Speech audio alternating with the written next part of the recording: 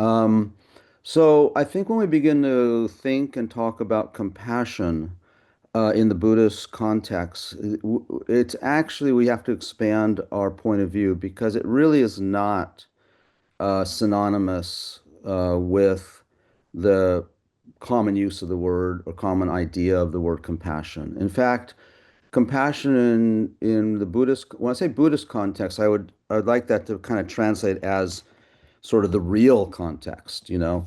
We don't have to say Buddhist, you know, it's just that's a religious term.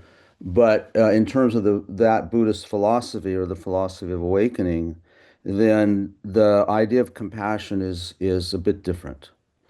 And the compassion that expressed, well, the compassion that Jay is expressing is the challenge with that is because that compassion is founded on misconception. Okay. So the compassion in the Buddhist context is, um, you know, it's unable to be separated from the practice of wisdom or the insight of wisdom or I don't want to say concept, you know, but so that is very distinguishing because of course, other religions and other systems of thought do speak about, you know, compassion. And I don't want to say that they're wrong. It's not the idea. But you know, we're in a class or we're dealing with ideas here that are new, well, new, they're provocative, right? They challenge our own thinking. And so we often use the example of the mother spontaneous care for her child as a good uh, sort of manifestation or conventional expression of compassion, right? Compassion and love. Um, but even that one is not synonymous with the Buddhist concept of compassion, which is a state of mind that we're looking to develop. Okay, so in the compassion that we're talking in real compassion, it doesn't have any partiality, and that's one of the things that's very, and that's why it takes time to cultivate, because it's not seeing a separation between, in this case, the perpetrator and the perpetrated, or the victim and the perpetrator. Why is that? So it doesn't make any sense on such a really basic, conventional level as we usually think of the world. It doesn't make, well, we could make sense of it, but just to cut to there's a philosophical, the class in philosophy and psychology, right? So when we develop the insight into emptiness or the non-inherent existence of ourself, you know, and of others, then there's all kinds of truths that begin to manifest, just like the truth of gravity. Okay, we've studied it and we kind of accept it, but these other truths we don't really. There's many truths that we don't even have a clue about, or we don't accept them as truths, and they're laws themselves. And as you know, just one label, you know, when we talk about the Four Noble Truths, which actually should be translated as the Four Truths for a Noble Person, but that's harder to say. But noble truths are they're not. It's not that they're noble truths. They're truths for a noble perceiver, a normal person, a noble person.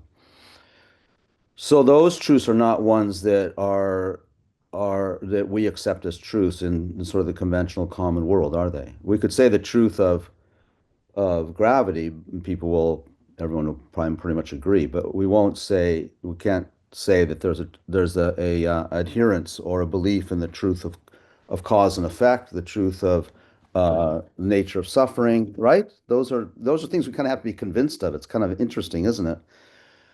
So with compassion, when we start developing compassion, it's gonna be balanced or anchored in this in our view of wisdom, and the wisdom that we're talking about, of course, deepens over time. There's actually, in a way, we could say there's no, it's unfathomably deep, that wisdom. But just the perception of wisdom alone is earth-shattering, and just even a glimpse of it. So with that, Jay, what happens is that with beginning to strip down the idea of there's inherently, truly, independently existing person, then then the perpetrator is seen as, excuse me, the perpetrator is seen as in the nature of a suffering being. Okay? Suffering or, you know, troubled, those kinds of things. But it goes deeper because the way that the trouble is, if we look at like the truth of reincarnation, that's a truth we don't agree with. We don't, many of us don't believe, or it's a belief, but it's not a truth. And I'm getting a long answer, aren't I? In the you just take that one thing about the truth. If we saw and believed in reincarnation, for example, so what happens to me is trying to think, when I see right now, I live in California, and for some reason, there's this whole um, uh, inundation of turkeys. I don't know what happened the last few years. You see all these wild turkeys running around. They're not like the turkeys of Thanksgiving, but those wild turkeys. And I just look at them. To me, they're really ugly. And I think about what it would be like to be one of those turkeys. And it feels sort of terrifying. And if I can give a word to it, it seems, it's a level of suffering that I wouldn't want myself. So that turkey, or those three, that turkey, Jay, was a person at some point, like the perpetrator that we're talking about. So when you expand your concept of time, which is the view of emptiness of inherent existence, will do that, then we would have compassion if you saw that perpetrator's very next lifetime as being perpetrated upon, being like in Nepal, bought and sold. They kidnap these girls, or their parents sell these girls to whoever, to the Middle East, to India, to prostitution. I, I don't think I don't think you would not be compassionate because all of a sudden that perpetrator is in the position of the person that you're now feeling that you have a sense of compassion for the person being the victim, right? That person the perpetrator will be a victim too. So what's the only difference is time. And if we get really brutal about it, the victim, and I have to be really careful about this because I don't mean it the way it's going to sound, okay? Sadly, maybe that's a better way. Sadly, that victim also created those causes. That's what compassion comes from, because it's so sad what the human condition or the living being's condition is. That's where compassion comes from. It's so sad. It's eternal almost. Okay. I don't know. Sorry. How long did that take?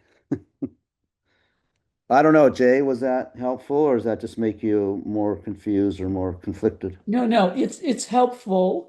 And I mean, I sort of I mean, I kind of already know the philosophy.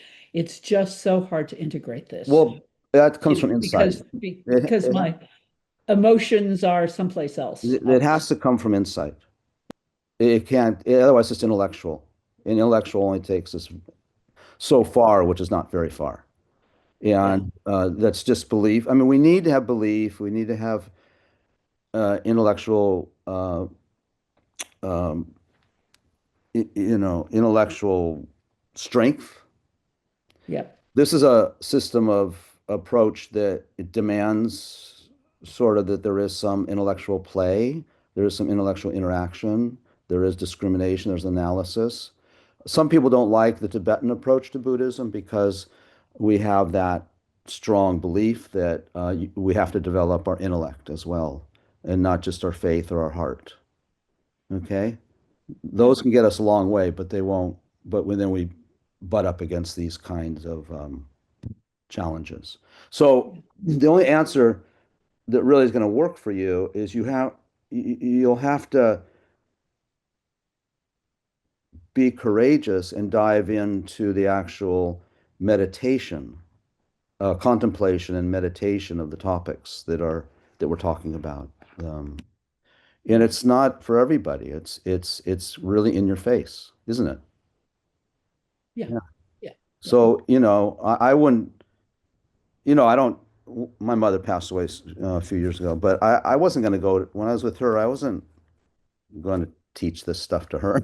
I was going to be kind and funny and get her laughing. And, you know, so that was the beauty of Lama Thupten Yeshe.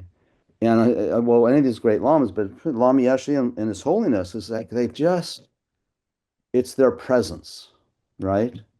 It's their presence that's number one, has the biggest effect. Okay.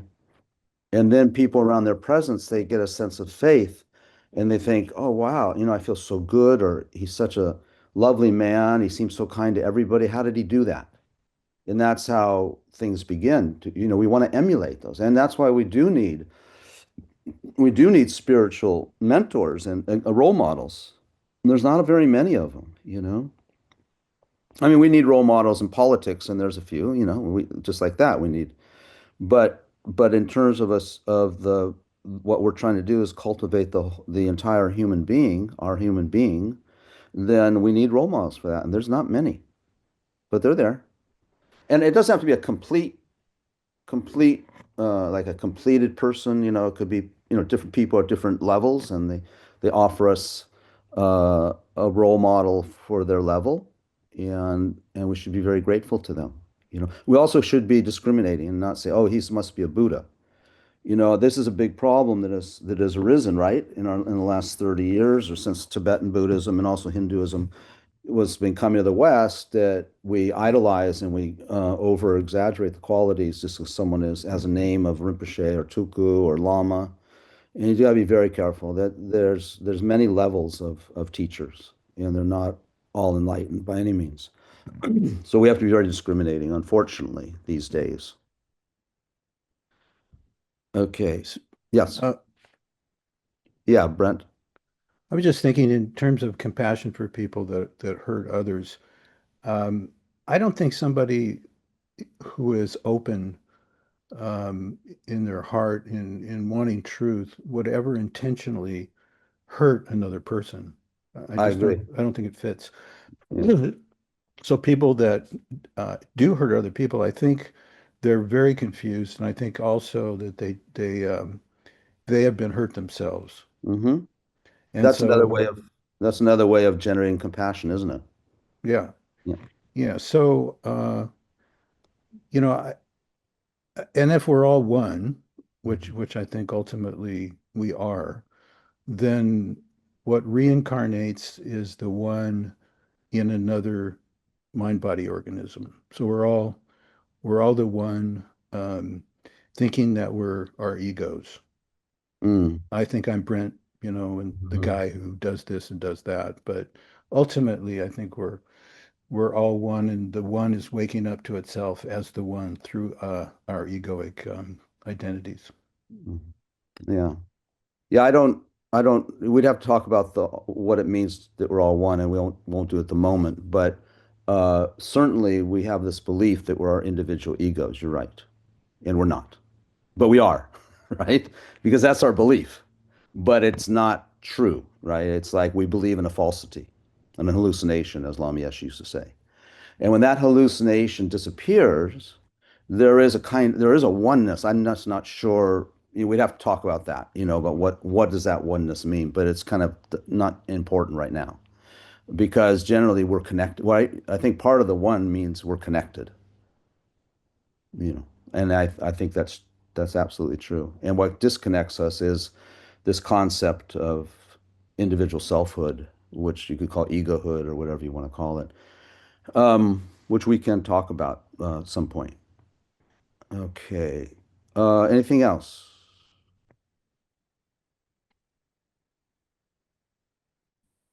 No? Okay. So thank you for hosting me, making me the host.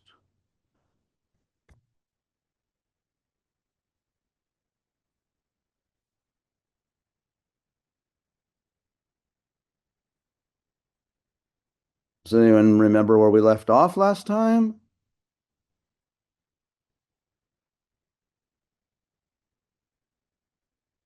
Hmm? No one remembers? It's all Attachment up to me. craving. Ah, okay, attachment craving. Okay. So there's a few people weren't here before. Should I go just through a quick review? Would that be helpful? No? Okay. Yes or no? Yes. No. I'm only I'm only looking at Dr. Karen. I should expand the view again, but anyway. Okay, so where we're at is because of the nature of this class, Samsara Nirvana, a primary topic are the mental disorder, or sorry, mental disorders or the afflictions. And I'm going to go through this again. So when we talk about a human being, actually most beings, so there are some exceptions, but for the most part, beings are a sentient being or a cognitive being or experiencing being or living being has two components to them almost always. One is a mind and one is a body. Okay? And I'm trying to find that here. Yeah. So in the Buddhist, in the context of like, for example, this class, we need, I don't know what, because I didn't teach all the other classes, so I don't, I'm always a little lost about what you've already been taught and what you haven't been taught. And so you're kind of shooting in the dark a little bit. But a living being, remember we talked about these five groups, which are um, the Buddha in the literal sense, they're called the five skandhas or the five aggregates. And every being has some sort of, you know, combination of these. But what I want you to pay attention is the far left where it says physical body. So that's one of our aggregates is a physical body, and that includes all that what are the body, the limbs and the bones and the fingernails and tongue and blood, all that kind of stuff. Then the other four to physical body to the right are different components of the mind. Okay? Because so basically here what we're talking about to begin with is we have a body and we have a mind. Okay? And Buddhism, as we all know, is really focused on the mind part, isn't it? So these four um, functions of the mind, because if we just say mind, it's so amorphous that we begin to talk about the functioning. And when we talk about samsara and nirvana, the reason we're talking about samsara and nirvana is because it's a mental experience. And that's a very big distinction for the Buddhists to make from other systems of thought, isn't it? It's a mental experience. The primary thing is mind. The primary experiencer is mind. So that's why we're talking about this stuff. So the mind, the definition of mind is well, this is not the definition, but the mind is clear like the sky, okay? The definition of mind is that it's clear or luminous and it cognizes.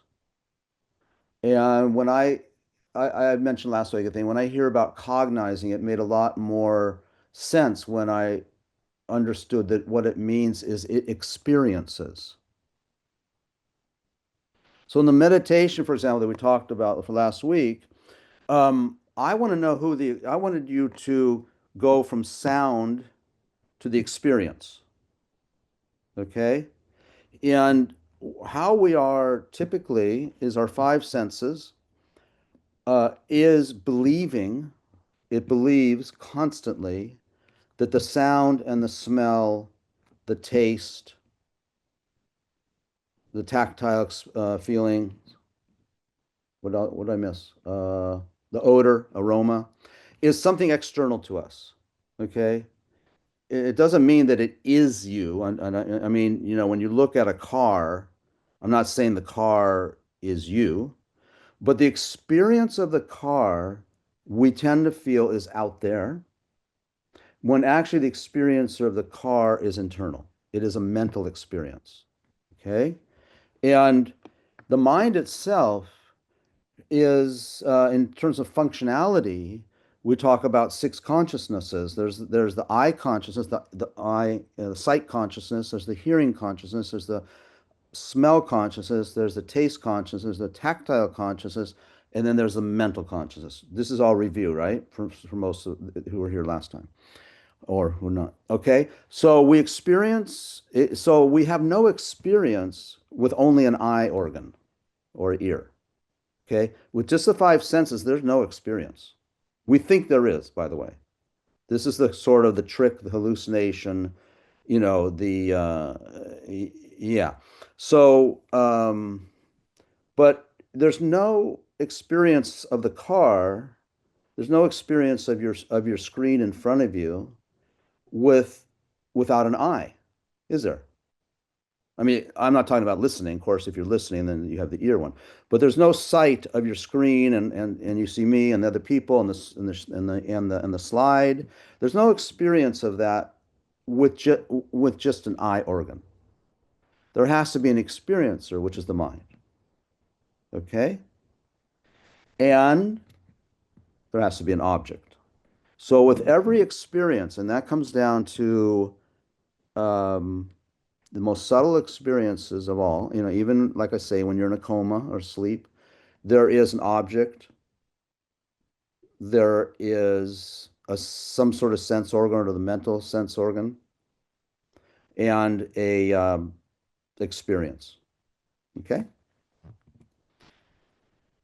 So another way of talking about this mind, I just mentioned there are the six consciousnesses. So we sometimes refer to the 51 mental factors or the 51 factors of the mind. And I'm giving, it's important. I know that this stuff is sort of academic, but I think that's the design of the class as well, right?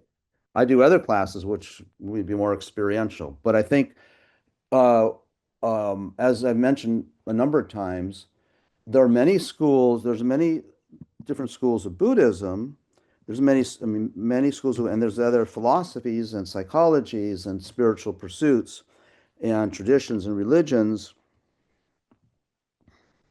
And we in Tibet, the Buddhist teachings were sort of um, took entered four different schools or trends. And these schools aren't in any way in conflict with each other. All it means is emphasis. So it's like a business school, medical school, right? Like let's say Harvard has, I don't know what Harvard's, sort of, um, you know, uh, specialty is, or UCLA's specialty, and but they have specialties. That's why we choose one university over another, depending on our discipline. So in Tibet, the four schools similar, and for the FPMT and in the center in New Mexico, we're part of the what's referred to as the Gelug school. So the Gelug school started as a reform school because the teachings and the vows and the ethics had gotten very degenerate after really uh, a bad king who in Tibet who tried to destroy the teachings of Buddhism for 6 years. And so the monastic system got very almost destroyed. And so Lama Tsongkhapa started started the Gelug tradition as a means to revitalize the monastic tradition and also the academic, because a lot of the practitioners there that had gotten sort of, I don't know, sort of misled, were just saying it's all about meditation or it's all about tantra, it's this and that. And what you find with that, and you find that in our culture here, did I tell this story? I had a person tell me that, more than one person actually, tell me that they realized emptiness, right? Yeah. And I asked, so it kind of always uh, piques my interest. Um, so I, this happened a few weeks ago, and I asked him, well, and I know he doesn't study. He says he's a Buddhist for 30, 40 years, but I don't know what he studies, you know. So when we're going to meditate on something, we better know what it is. So in all the schools, Buddhism defines all terms, okay? Because we have to know what we're talking about so we can talk together and we can debate each other.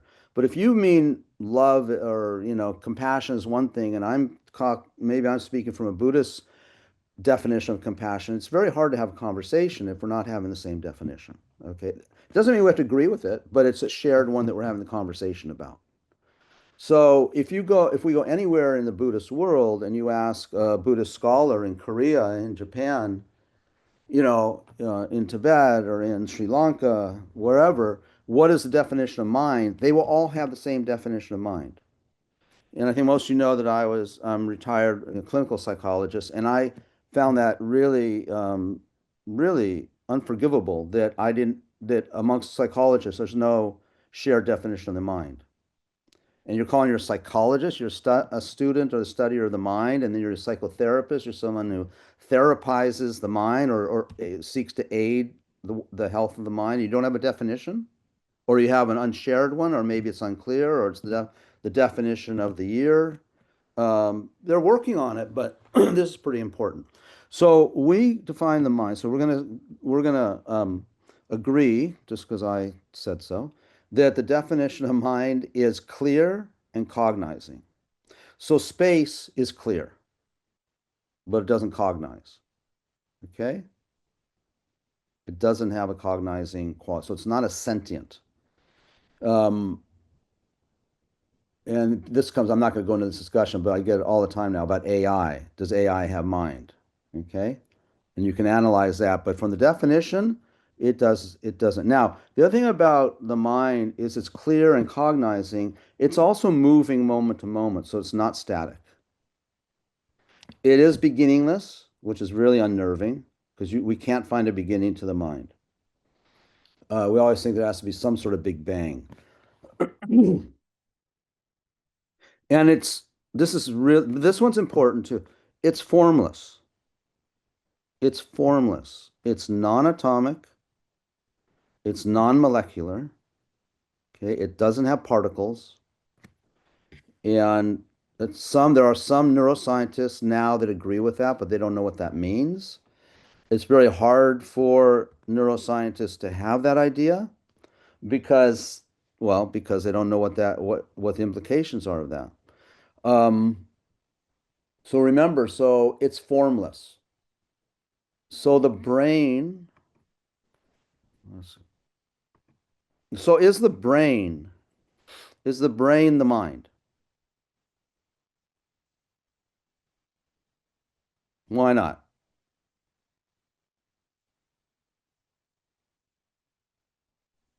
It doesn't have material, doesn't have anything to it. Space, basically. Right. Formless. And the brain is material, right? Yeah, it's impermanent. It's material. The mind is also impermanent, right? It changes moment to moment. Now you're sad, now you're happy, kind of thing. It's moving instant to instant, but it's not fixed. It's not static. The brain is moving instant to instant, all the atoms and the molecules are. But the problem is that the brain is material, it's form. And the mind is formless. Now, I understand that I'm giving these definitions and I believe in them. I'm perfectly fine if you don't believe in them, right? I don't want to be pedantic, I just want to be able to be explaining, because this is the purpose of this class, is to give you, these ideas and these definitions according to Buddhist thought. It doesn't mean I might be wrong, is what I'm saying. But it's the context from which I'm speaking from, and it's also the context from which you're listening from, right? Okay.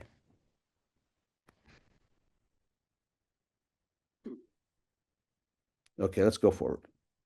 Okay, just real quickly. So the mind experiences consciousness, sense organ, and object. It needs three things for an experience.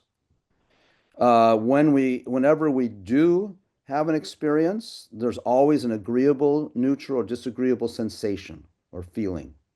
It doesn't mean we perceive it, by the way. It can be extremely subtle. Okay? Then, because of those three, what happens is that because of, let me just go back. I don't have the right slide for what I really want to say, but I'm going to bring this up for a second.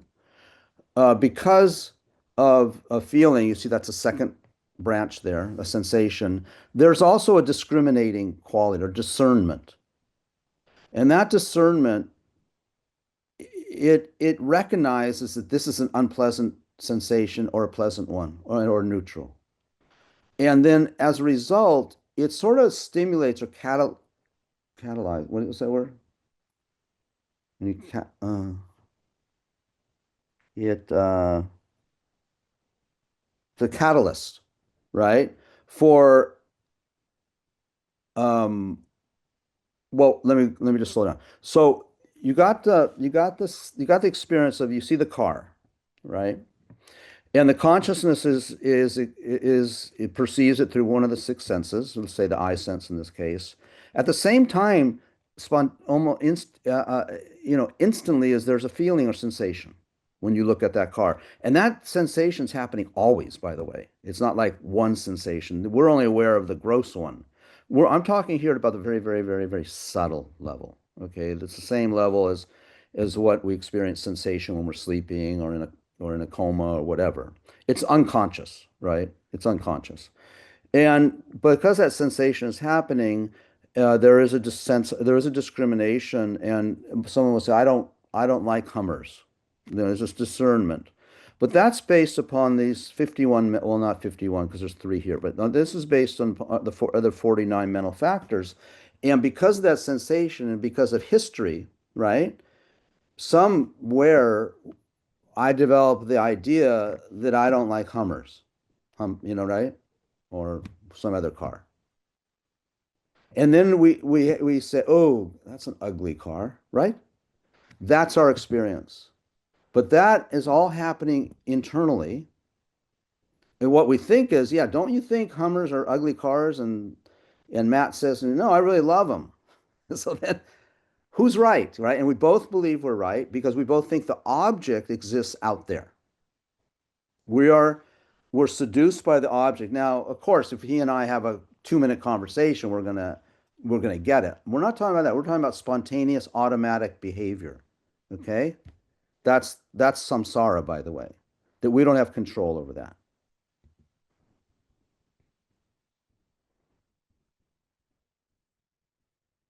Okay.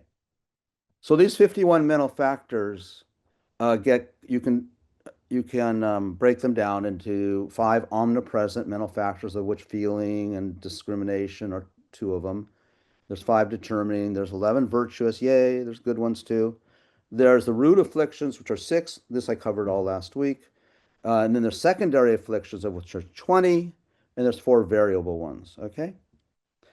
And this, I was told that this is, when I looked at the syllabus for this class, and I have taught it a couple times, it seems that this is the purpose of this class, right? To help explain or go through these.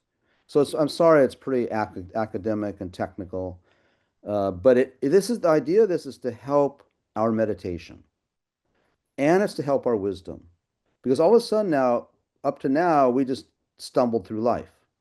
Now we're hearing this stuff, and everything changes. Okay, it's beautiful. I mean, it can be disarming, right? And it should be, because it shakes our belief system. It not just a belief system, it shakes our worldview. It shapes our experiential view eventually. All of a sudden, you look at a perpetrator, and the idea of warmth and affection comes up spontaneously.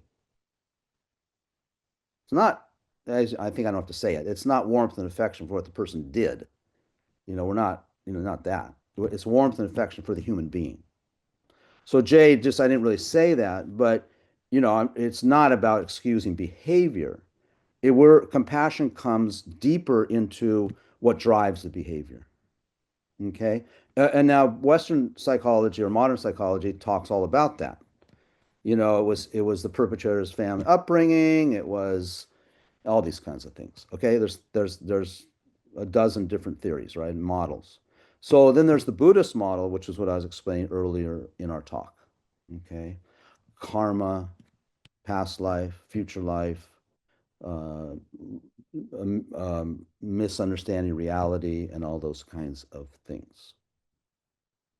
So we're gonna go. So root afflictions we started last week, and we're gonna just try and complete that. It's a very big topic. And I just kind of want to check in. Hang on a second. Okay. Is this too much content?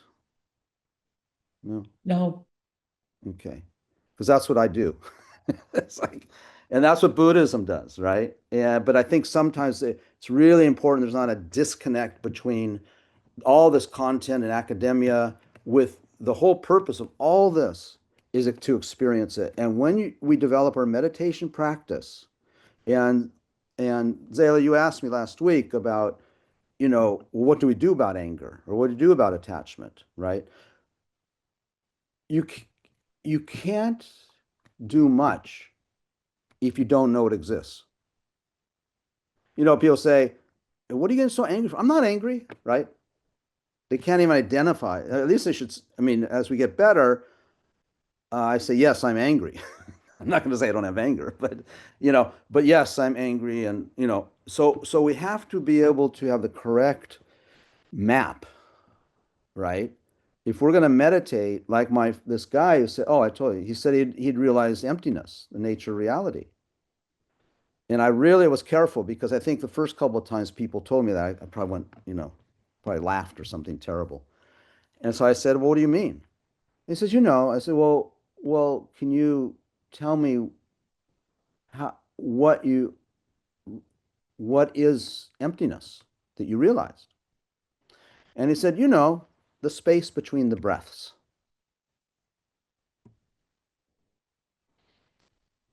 Now, that doesn't fit well, it's not my definition. It doesn't fit the definition. It doesn't fit the experience of emptiness. Okay. And I try to be really skillful. There is something between the breath. I think I would call that space, probably. It's probably peaceful. You know, People are doing all kinds of meditations that are designed as Buddhist, Dzogchen and Mahamudra and Tantra and Sutra, and mindfulness. And what they're experiencing is a peacefulness, which is great, but it doesn't solve anything because they don't know about these deeper complexities of the mind, that peacefulness will just disappear. You're not eliminating the opposite of peacefulness. The reason we're not peaceful is because we're working within the opposites of those. Okay. That's what I think. If you can hang on to that for a minute, this is what I am trying to share with you.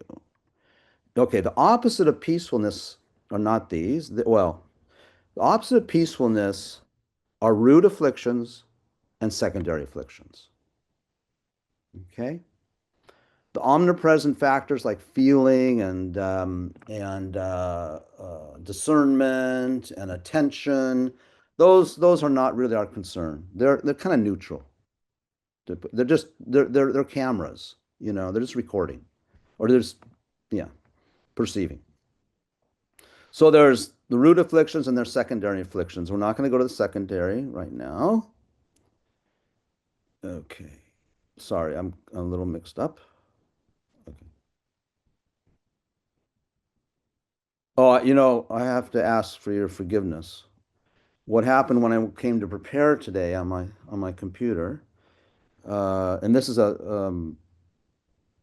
a presentation I've had for years and years. And I just add to it, and so everything I added last week got deleted. It was like 4 hours of work. So I had to start all over again today. So I got angry, frustrated, and I did all that stuff. So I believe that the problem was the computer. No, actually, I believe the problem was Microsoft and Bill Gates. I'm sure he was behind it. Yeah, and a stupid, you know, engineer that designed this thing, because what it asks, it says, please refresh. So I've had that before and I didn't refresh smartly, but I don't know why I did this morning. I clicked refresh and it was all gone. So the old presentation was here, but I had to add all this new stuff.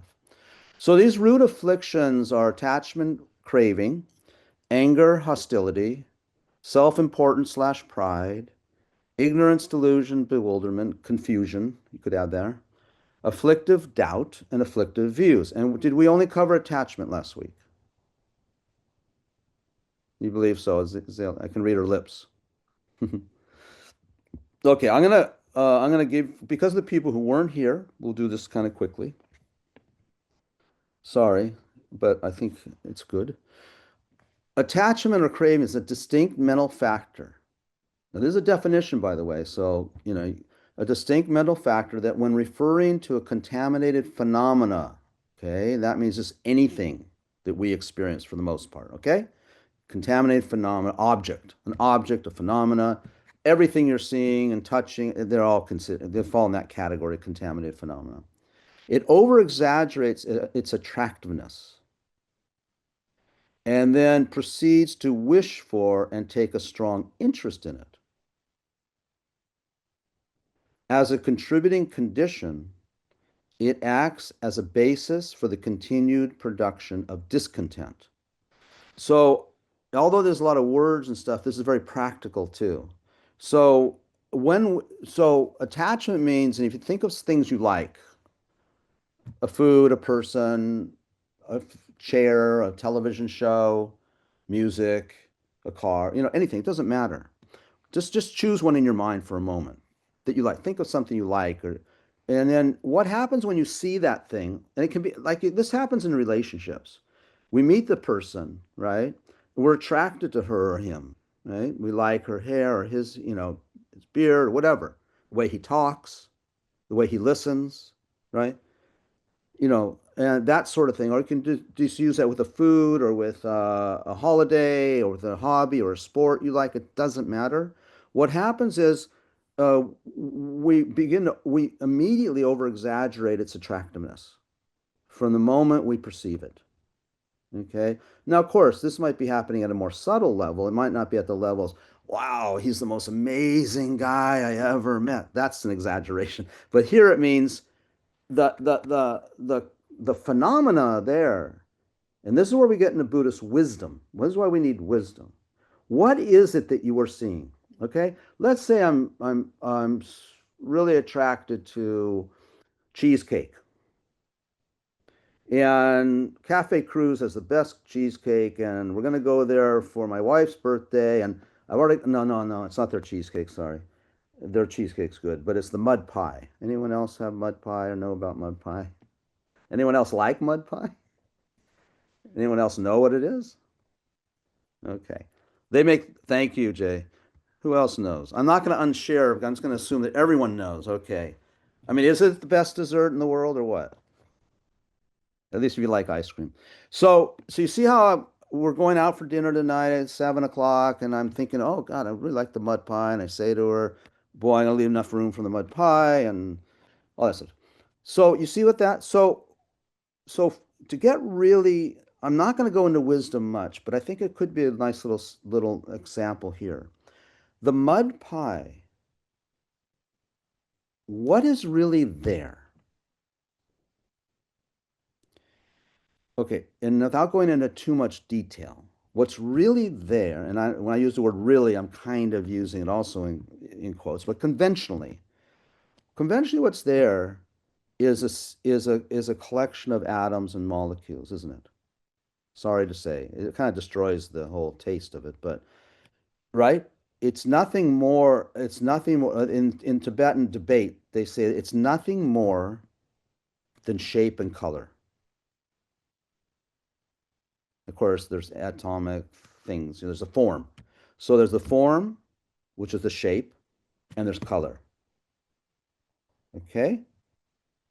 Do we ever experience a mud pie that way? No. What if it's something you like, or a person that way, or a holiday that way, going to Hawaii or going wherever you go? No. Even the class, we do the same thing with this class, right? So what it does is it over exaggerates its attractiveness, so that mud pie is over exaggerated its attractiveness. And then we proceed to wish for and take a strong interest in it, right? So I'm thinking about it as I'm ordering my main dish, and I'm thinking, well, maybe I won't have, the side of potatoes because I want to leave room for the mud pie, right? And on and on. And we elaborate. As a contributing condition, it acts as a basis for the continued production of discontent. Desserts are good for that. It doesn't really satisfy. And at least, like all of a sudden, I mean, this is a true confession, okay? It comes to the table and it's already half melted. So embedded in my attractiveness and my desire is suffering. Now, suffering is a strong word, discontent. Already, my mind is becoming discontent. So remember, this is all about the mental experience.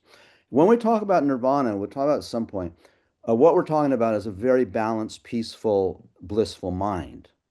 Okay, it's not up and down. Okay, it's not neurotic. It's in this state of complete contentment all the time. No matter, they say if the Buddha has one person on one side cutting his arm with a razor and the other one massaging the other arm, he has the exact same experience. Okay? So this, when we get discontent, a lot of times it's because we actually get or a lack of being satisfied by what we're attracted to. Okay?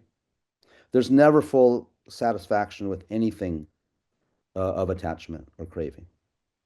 And then we want more of it. And the fact that I'm even talking about it means that, I've been and have had this dessert several times, and then let's go. And my wife says, let's go to the restaurant home. And I'm thinking, their dessert's not so good, right? And then I give in, but I've really craved this other thing. And then what happens is we get there and I complain about the desserts they have, Uh, they're not, anyway. Okay, are we good? Any questions? If you have a question, I can't see everybody, so you just unmute and you can shout out. Or I can see now. Okay, seems we're okay. Okay, so where we're going now is attaching. Okay, now we're going to go to the. Sorry. So I'm going to go through this fast because I think I really just covered it. It develops out of our misconceiving an object to be more attractive and agreeable than it really is. On that object, and this is where we go into the psychology, and this is also where we can begin to think about the idea of emptiness or lack of inherent existence, is we always project a false image. Okay, this is very interesting. I'll just go off for a second here. I'm gonna talk about a little bit deeper functioning of the mind. So, and you can study this at some point. What happens with perception? Okay. And of the six afflictions, one is ignorance. We haven't got to it. But I'm going to also cover ignorance as a separate topic before the class ends. So the opposite of ignorance is wisdom. When we experience an object, which is all the time, okay. If I think about my watch here, okay. And there's any object, right? When I look at the watch, that's a perception, remember? When I look at the watch and see the perception, I do not experience the watch ever, not consciously. I engage with the mental image of the watch. Now, the meditator who's slowed her mind down or his mind down so well is watching the dynamic of perception. You will see it. When you become a good meditator, if you're not already, when you become a good meditator, your mind gets slower and slower and slower. And you can see the things arise, abide, and fall away in the mind. And then you can begin to start analyzing them. And you see that what you're seeing in the case of an object is we don't see an object.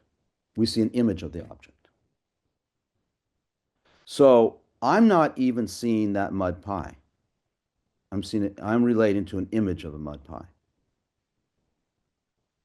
And the mud pie that I'm perceiving, both in the image and directly, because there's a split second when you see it directly. They call it bare or prime. Just say, directly or bare or raw, whatever you want to say. Even that perception's wrong according to reality. That's what samsara is. We never see reality. It's not like we're missing it. Actually, I thought that maybe that's what it originally, that there's some point in our perception, if I can get, microcosmically down and slow the mind down to so slow that I can actually see it, I will still see the object incorrectly.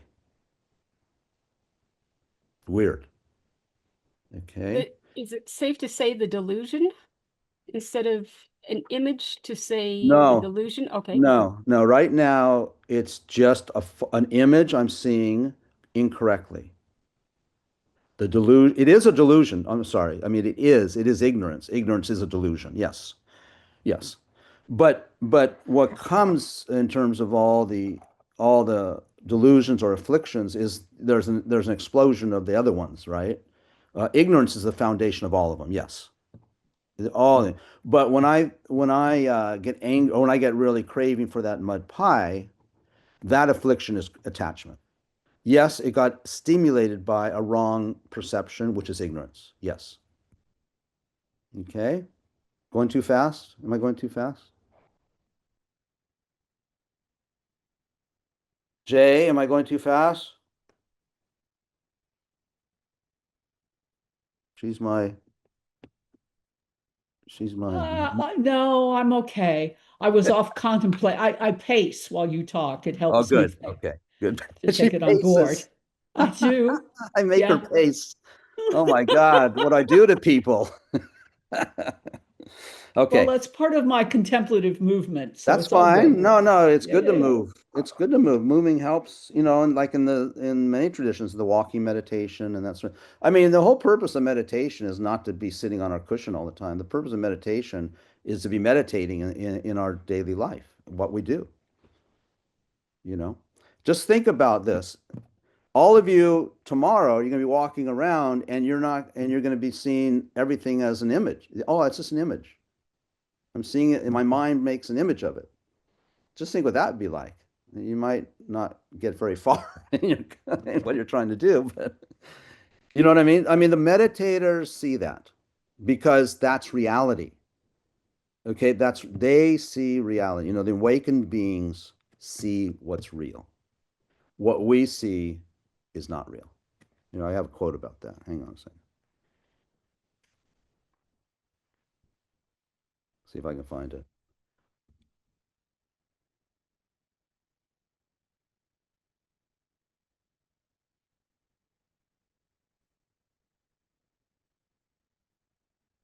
Geshe Gelek says, "We see what is not there and do not see what is there." Okay? It's a good one to remember. You know, that is kind of a tagline for emptiness or reality. We see what is not there and we believe that is what it is, okay? And do not see what is there and we believe that isn't there. And it's the opposite. We are hallucinating. He doesn't say that, but I added that. Okay, can I go on? I see Zayla's writing vigorously. Okay. Okay. Are you sick of attachment now? Anyone sick of it? You want to go to another one? We project a false image and then we cling to it. That's important. So it's not that we just see it, then we cling. Always sticky. We get very sticky to it. Yearn, and then we yearn to possess the apparently beautiful object that we embellish. Okay? So just as this is in order to complete the topic of attachment craving, the first of the six afflictions, we can develop this toward any object that seems attractive. And the kind of, generally speaking, it's towards one's own body, one's wealth, one's social position or status, and the bodies and possessions of others. Okay. This is about the love. Confused with love and compassion. Attachment exaggerates. Love and compassion are based upon non-distorted awareness of what is really there, of what's real. The aims also differ. Attachment is to take care of one's own desires. So sorry to pick on you, Jay, but what this means, if you get really subtle and you know that Buddhism is something always in your face, uh, the one's own desires, we could say, and it's not bad. It's not, this doesn't mean bad, but your desires are more akin or more aligned with the victims. Okay, your desire to feel something. I don't know. I don't want to analyze you, but maybe look at that. Okay, love and compassion are concerned with wanting to benefit others, and that's all others in according to the Mahayana tradition. Also, with love and compassion, the results differ. Attachment always results in suffering. Love and compassion increase well-being. Attachment starts off pleasant, but results in suffering or discomfort. Eventually dislike and hatred.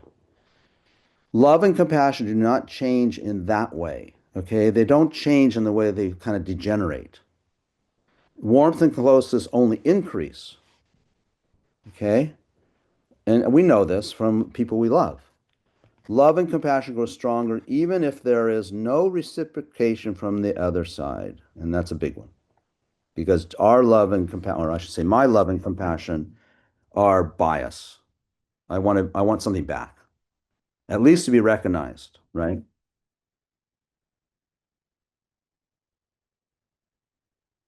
Now, attachment and craving apply to the three realms. Three realms that we talk about in this context are the desire realm, the form realm, and the formless realm. Is anyone not familiar with these? I guess I assume, a lot of times when we hear about the realms, we know the term about the six realms. This is a little bit different articulation of the six realms. So those six realms of the hell realms, spirit realm, animal realm, human realm, the lower celestial beings, and the higher celestial beings. So uh, hell beings, spirit or preta beings, animals, humans, and most the lower part, yeah, of the celestial beings fall within the desire realm. It's because everyone's in this case is driven by desire, and there's subtle desire, right? There's even celestial beings that have pretty much a great experience of their life, but they're still driven by desire, clinging to their experience, which is often driven by a meditative frame of mind. Then there, the form realm are the higher of the lower celestial beings. And the formless realm are celestial beings. You are these realms exist as a result of where we take rebirth. So someone who like the formless realm is very, very, very, very, very, very, very, very, very exalted and high. But those formless realms are typically a meditator. It doesn't have to be on this planet, it could be a lot of things. A meditator with very, very high meditative abilities is reborn in that formless realm or in the form realm and continues to meditate in that realm. All three of these realms are in samsara, so they're not something we wish for. But the formless realm and the human realm are all better places to be because the suffering is much less than those three lower realms of the animals, spirits, and hell beings. Okay? But attachment comes in all of those, of course. And then the three times are the past, you want to experience it again, that great holiday we had. The present, you want the present to endure, that mud cake, you hope it never melts. And then with respect to the future, you're looking forward to, the holiday going on or meeting a special person or whatever, you know. Okay. Okay. Done with attachment. Boy, we're going to have like 30 classes to get through all these. Yeah, Zila? Karen Seeley in chat says, so samsara is our mind labeling what we see in dependent arising? That's a big part of it, yeah. Yes. We don't see it as dependently arising, do we? If we realize emptiness, we also realize dependent arising.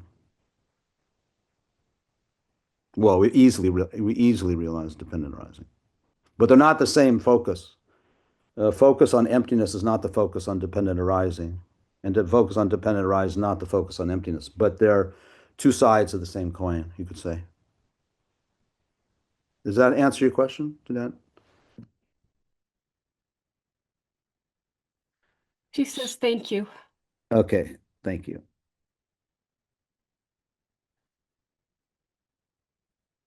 Yeah, everything. This is for Karen. Karen, everything is dependent. Okay, everything, even emptiness. Okay, we see everything as independent, and this is what we're going to talk about when we get to ignorance eventually. Okay, so that's a big part of it. Oh, Thank yeah. you. Sorry. Yeah. Okay, angry aversion.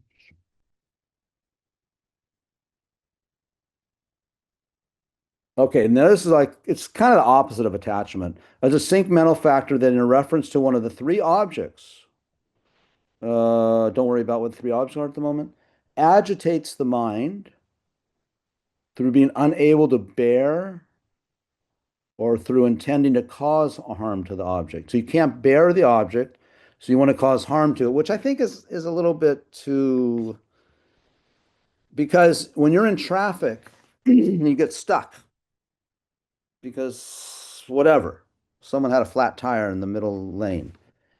And you get agitated because you're late for work. You know, unable to bear it, yes. Your agitation becomes very difficult to bear. And then to cause harm to the object, yes, because when we're agitated, then we drive by and shout at the guy. I've had that feeling, you know. I don't know why people have accidents on this highway that goes from my area, Santa Cruz, to Silicon Valley, because it's the only way to get in there, and they have an accident and you're stuck for hours. I don't know why they do such selfish things. So I'm joking, okay? My mind can think like that, right? So you have a sense, and you might glare at the person, or you might, right? That's I think where it's more accurate. Now, of course, as it excuse me, as it increases, yes, then you do want to have direct harm or to the object. But it can be as simple as, you know, your waiter bringing your food cold after you waited really a long time. And then you think, I'm not going to tip him. I'm going to leave 10% to make a message, right? That's anger. That's hatred, you know, but these are strong words. Irritation might be good.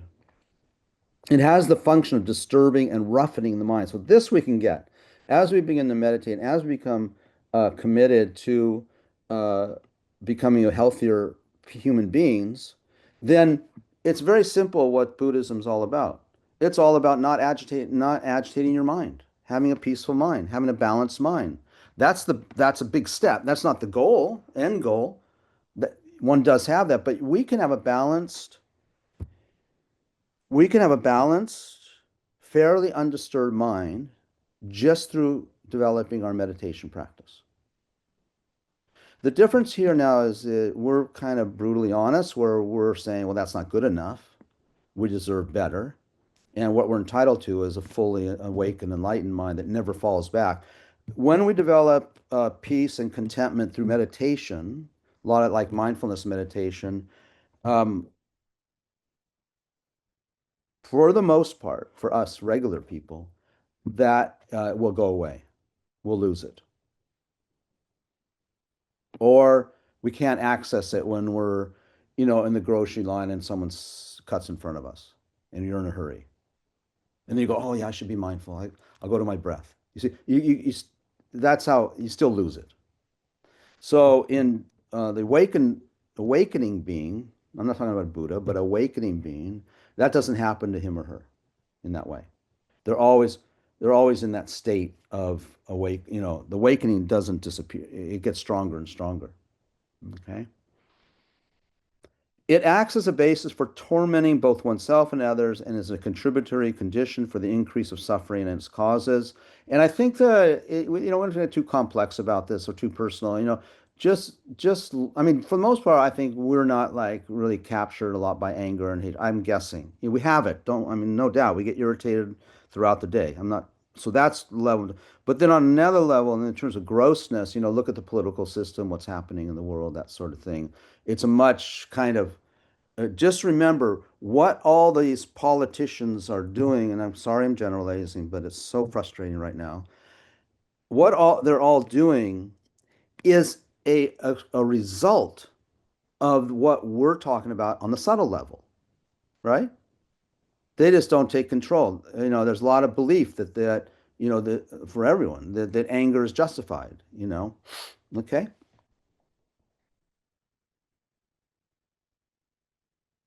Just like attachment over-exaggerates the attractiveness of the object, anger over-exaggerates, sorry, the grammar there, over-exaggerates the mistaken conception and over-exaggerates the displeasing aspect of its object. So there's displeasing aspect that's also over-exaggerated or exaggerated, right? I don't think you can say over-exaggerates. I guess you can in this context. It's already exaggerating that the thing's ugly or irritating. And then over-exaggerates uh, in terms of just continuing to elaborate. And we believe what we're seeing, and we're believing the messages going on in our head, right? Okay.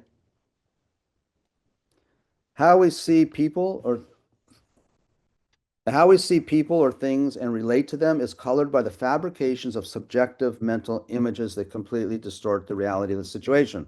So again, we're dealing with mental images. We're not even dealing with the actual data in front of us. The actual data in front of us is a movement of molecules and atoms and sound waves, and we can't see that person's mind. When we say he's such and such, that's talking about their character, and that's talking about their internal mechanism, which is talking about their mind, which we can't even see.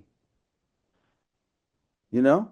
Oh, he got angry because, his wife yelled at him and now he's taking it out on me. You know, that's that's all projection. Yes, that all may have happened, but I'm not talking about that. I'm talking about how we identify him or her as a person. As a person, that means their mind, not their body. When under the influence, gosh, I did this fast because I was so angry about losing it originally. When under the influence of attachment, people and objects appear artificially appealing and beautiful, and when under the influence of anger, they appear artificially displeasing and ugly, and the key word here is artificially. Okay? And again, you have lesser, middle, and greater degrees of anger. These are caused by harm towards oneself, to one's friends, or to those with whom one sides. Okay, so it's bias. Anger's cause can arise as harm that was done in the past. Anger can arise harm being done at the present time, and anger caused by projected harm in the future. I know that guy's going to rip me off tomorrow, or I know I'm going to get yelled at when I go into work. I'll hit him. I'll get to him first. I'll disarm him. Okay, I'm really going fast because I'm trying to do my job. Am I going too fast? Raise your hand if I am, because no one yet. Okay. And I think we'll leave a few minutes at the end to just talk if you want to. So the third one we have here is self-importance or pride. So remember, we're talking about 6 root afflictions. Okay? And attachment and anger are pretty common. And now we're going to this one. What is this about? So this is a distinct mental factor that, based upon the view of the transitory composite, I'll explain all this, a distinct mental factor. Okay, one of those 51 mental factors. Remember, all 6 of these are part of that 51. a distinct mental factor that, based upon the view of the transitory composite, apprehending either an inherent I, well, that's not mine, that's mine, M-I-N-E, an inherent I or mine, strongly grasps at an inflated or superior image of oneself. It has the function of preventing the attainment of any higher virtues and of causing one to disrespect and look down upon others. Okay. Others, it leads to painful and undesirable situations. Okay, I'll unwrap that for you. It's not that hard. First of all, it's a mental factor. It's one of the 6 root afflictions, which fall into the 51 mental factors. Of the 51 mental factors, if you'll remember, 6 are the root afflictions and 20 are secondary afflictions. Those are the bad guys. Okay, we don't have to worry about the others right now. A distinct mental factor that, based upon the view of the transitory composite, that's all that means are those 5 things I showed you earlier: the body, feelings, discriminations or discernments, a composite of all the rest, and the 6 consciousnesses. A distinct mental factor that, based upon the view of that composite, it says transitory because that all 5 of those are always moving, but we see them as static. We see our body as static. We see our feelings as static, not moving. We see our discernments, like noticing a chair, so we step out of the way, as static or permanent. We notice the other mental factors as static, and the 6 consciousnesses also as static. So based upon when we view one of these, or all of them, we go I. So so the example is like with the mud pie. Okay, my form is, in this case, the body. My eye organ is perceiving the mud pie. So that's one thing on the transitory composite. And I get a feeling from it, right? The moment it's put down there, I have a feeling, a sensation of positive sensation. And this all happens when I'm thinking about it, a couple hours before too. But to make it more concrete, it's come in front of you. That's the body, the first of the 5 composites, and it generates a feeling. In my case, it's a positive sense, or it's agreeable, pleasurable sensation. The discerning mind goes, it's the mud pie I feel that about, and not the glass of water next to it. That's the discernment. And then the 6 consciousness of my I consciousness is perceiving and experiencing it. Now, the 5th one is what happens next. One of those other mental factors is activated, like desire, one of the afflictions. Okay? So this self-importance and pride, it does all of the afflictions do just what I described, but then this one, what it does, it strongly grasps at an inflated or superior image of oneself. Oh, I'm the only one that's getting this mud pie. I must be special. They said they're all out of them, but they found one for me. Okay? It has the fun, and you can take that with anything. Compliments that are given to you, same thing. The body hears the sound. You're such a nice guy. You're so compassionate. I really like the way you did that, your presentation today, right? It's just the ear organ form. The sensation is pleasant because we like compliments. You discern that it's words that are coming out of the person's mouth, that sort of thing. Because, yeah, and then the ear consciousness is the experience, or is the mirror of it all, and then it stimulates one of those mental factors, though. In this case, yeah, that was a good presentation. I wonder if I'll get a promotion now. In fact, I think my presentation was better than, Chris, who did his earlier. Which kind of wasn't that great of a presentation. So it has the function of preventing the attainment of any. So when we're this is just pride, right? We're just talking about pride and arrogance. That's all it is. And pride and arrogance, it prevents us from the attainment of any higher virtues because you're closed off, right? You have nothing more to learn, nothing more. You're okay. You're doing quite well. And it causes one to disrespect and look down upon others. Yeah, Chris's presentation, he kind of stumbled over his words. And also, it took too long. Okay. But it's interesting how this leads to painful and undesirable situations. It particularly starts activating the secondary afflictions like envy and jealousy and competitiveness and that kind of thing, right? Okay, so this is pride. Are we okay? And we can think about people who appear very arrogant, and it becomes pretty easy to see. Again, the misconception of the transitory composite of I or mine. So the element of body and mind are either I or mine. This exaggerated conception gives rise to self-importance and proud feelings. One becomes conceited towards others. And what this is all saying is, I am better. I'm better, I'm good, I'm great. You know, I'm trying to make it simple when I'm saying this, but it can happen at subtle levels. And, you know, but what's the effect of that on how you feel about other people then? Right?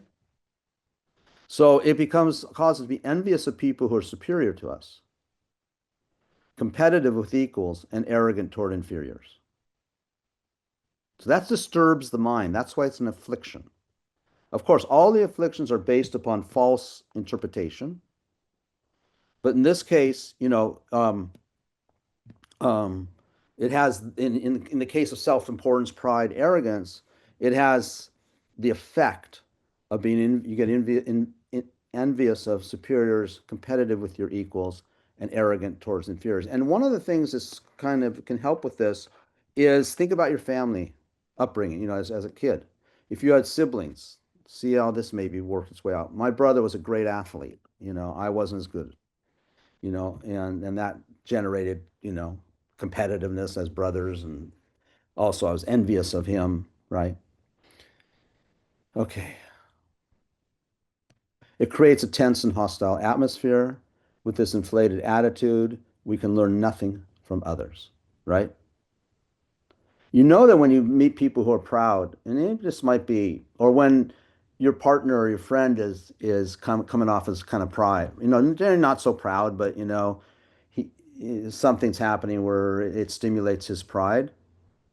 There's no room for learning unless it's to learn more so you can feel you're better, even better than them. There's that competitiveness. Okay. Okay. I'm trying to get through the 6 root afflictions so that I don't get fired. Okay. Well, self-importance or pride, you know, can be divided into 7 types. I'm not going to explain these. I'll just read them unless you want to explain. 1, 2, and 3 are lesser, greater, and extreme. Number 4 is an egoistic self-importance, which is an inflated state of mind that results from imagining one's body and mind to be something perfect. This is one particular kind of pride. There's 7 kinds of pride. You like this stuff? See how the Buddhists get so in the weeds? Talk about detail. So egoistic self-importance is an inflated state of mind that results from imagining one's body and mind to be something perfect. So this is a very special kind of pride. Maybe not to pick on models or whatever, but you know, maybe that can be that kind of thing. Or you think or you see with even a certain, you know, scientists and things like that, they think that no one knows more than they do. I don't know. Strongly conceives that which is not a self-existent person, this is when we get to ignorance, to be a self-existent person. Because what we're proud about doesn't even exist. Because we're conceiving that thing to be self-existent, existing on its own. And then we give all this weight. We spend our whole life propping that thing up and getting it more money and getting it more status and getting it more friends or whatever, and getting more notoriety. And it doesn't even exist. That self does not exist. We'll get to ignorance tomorrow, next week. And of that which does not even to belong to that self-existent person, to belong to him or her. The sixth one is self-effacing self-importance, an inflated state of mind that considers, since I have only a fraction of the social standing, knowledge, etc., of those superior to me, I am truly humble and insignificant. This is called the old name. I'm trying to remember when I was younger what this was. I can't remember, but this is that thing where you're so low, you have pride in it. And you take pride because no one's like you with that. No one has as many problems as I have, you know. No one's as bad as me. You know, I'm the stupidest one in the class, like that. But it is a sense of pride. Isn't that funny? You know, people have someone has low self-esteem, it can be a sense of pride. I'm the worst. And you try to give comfort, and they say, it doesn't matter. You know, you can't help me because I am that way. But in this case, often it's about humility, right? Being really feeling I am humble. The last one is distorted self-importance. The example is the inflated attitude of a morally degenerate person. Okay. Think of someone who might show up for you, fits that definition, who considers himself or herself to be morally upright and virtuous. Thus, it is distorted since it makes us believe that we are endowed with the wholesome qualities. In fact, we are lacking. And actually, someone who just occurred to me is remember James Jones? Does anyone remember that whole event? Yeah, um, that's him. You know, 900 and some number of people committed suicide with him, drinking the Kool-Aid. And that was extremely immoral uh, um, perception, belief. Okay, and he believed, or other cults where the person is believed to be endowed with wholesome qualities that are in fact lacking, but they believe it. I had a client like this.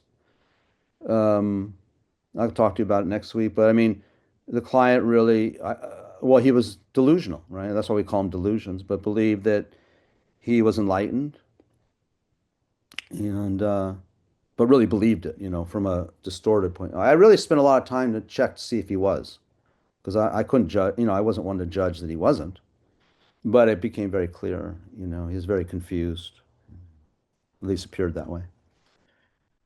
Okay, so I'm going to stop sharing and you take 2 minutes. If there's anything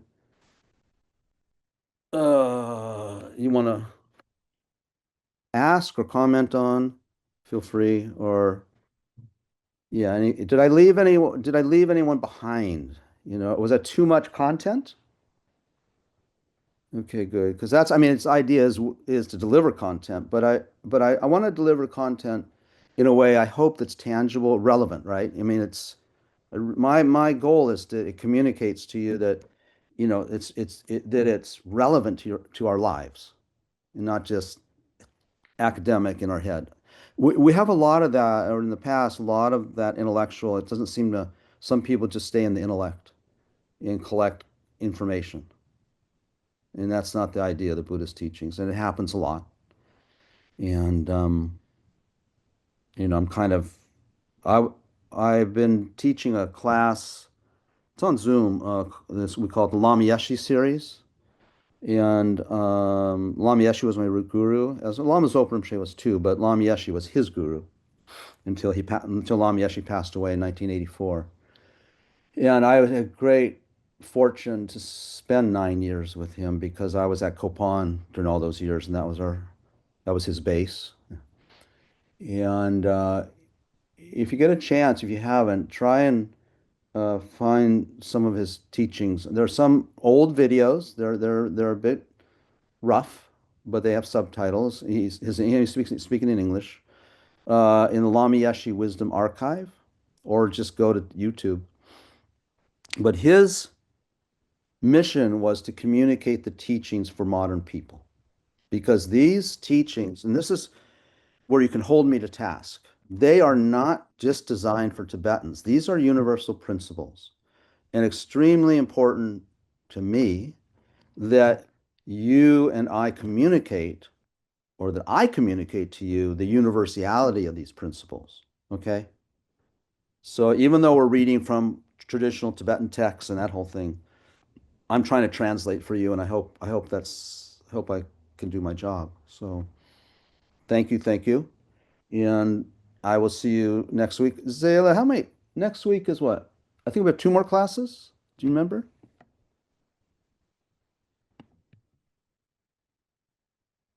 Nick says, big thumbs up. I love the floating thumb, Nick. That float on the side of my screen. Okay, Nick says, yeah, 2 more. Oh, he did an iPhone says the same thing. Now, iPhone doesn't have a name, so that's no fair.